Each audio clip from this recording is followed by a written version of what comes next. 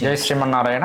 నా పేరు పరవశ శ్రీనివాసాచార్యులు. నేను ఇక్కడ గత కొన్ని సంవత్సరాలుగా సహాయ అర్చకుడిగా ఇక్కడ స్వామివారికి సేవలు అందిస్తున్నాను. ఇక్కడ ఉన్నటువంటి మా అన్నగారు ప్రధాన అర్చకులు, వారి యొక్క వివరాలు ఏంటో తెలుసుకుందాం. జై శ్రీమన్నారాయణ. చెప్పండి. జై శ్రీమన్నారాయణ.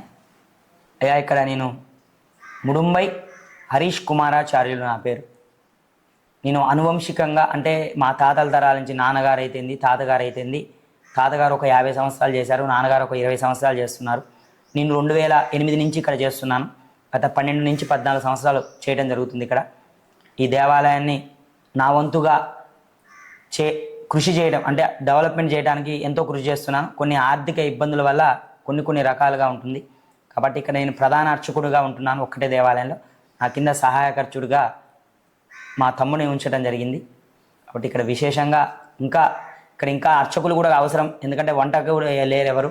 తర్వాత గుళ్ళో ఇంకా చాలా దేవాలయం ఉంది, ఇక్కడ చాలా పెద్ద దేవాలయం, కానీ ఇక్కడ ఇచ్చే సదుపాయాలు లేవు కొద్దిగా. కాబట్టి అందరూ కూడా దీన్ని. జై శ్రీమన్నారాయణ స్వామి. ఇంతటి పురాతనమైనటువంటి ఆలయానికి ప్రభుత్వం ద్వారా అయినా కానీ లేకపోతే భక్తుల ద్వారా అయినా కానీ ఏదైనా సహాయక సహకారం అందుతున్నాయా? జై శ్రీమన్నారాయణ. అందటము ప్రభుత్వం గురించి అంటే మనము ఎవరిని విమర్శించినది కాదు. ఇది ప్రభుత్వం వల్ల మనకి నష్టం ఉన్నది, లాభం ఉంటుంది. ఇది ఒక 32 సంవత్సరాల క్రితం చరిత్ర అండి. మనం ఈరోజు నిన్నటిది మొన్నటిది కాదు.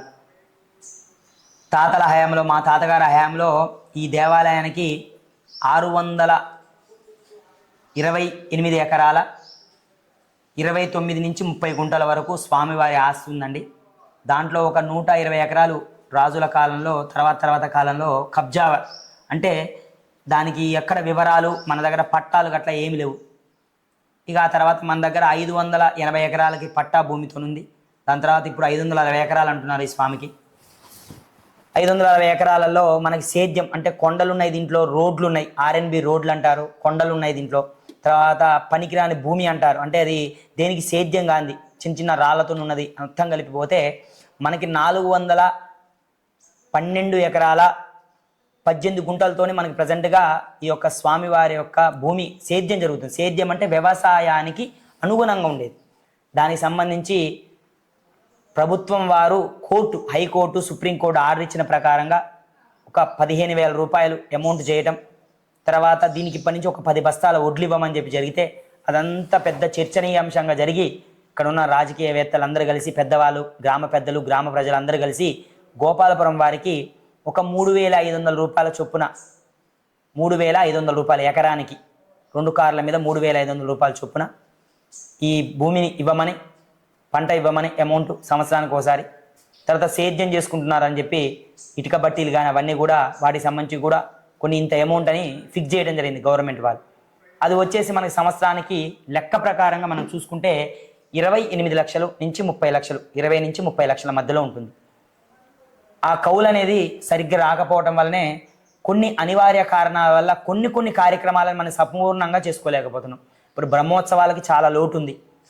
ఏదైనా చేయాలన్నా, ఏదైనా చూడాలన్నా ప్రతి ఒక్కదానికి డబ్బుతోనే ఇవాళ ఆర్థికంగా ఉంది.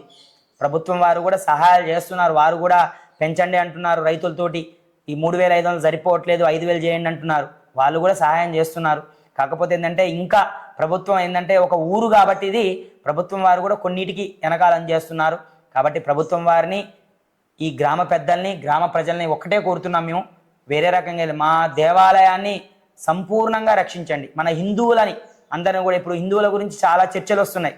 ప్రతి ఒక్కరు కూడా హిందువులనే ఏదైనా సరే మనల్ని అనడం జరుగుతుంది. కాబట్టి హిందూ అనేది మనం చెప్పుకోవడం కోసం ఇలాంటి దేవాలయాలు ఉంటేనే మనకి హిందూ అనేది మనం చెప్పుకోవడం జరుగుతుంది. హిందూతత్వం అనేది.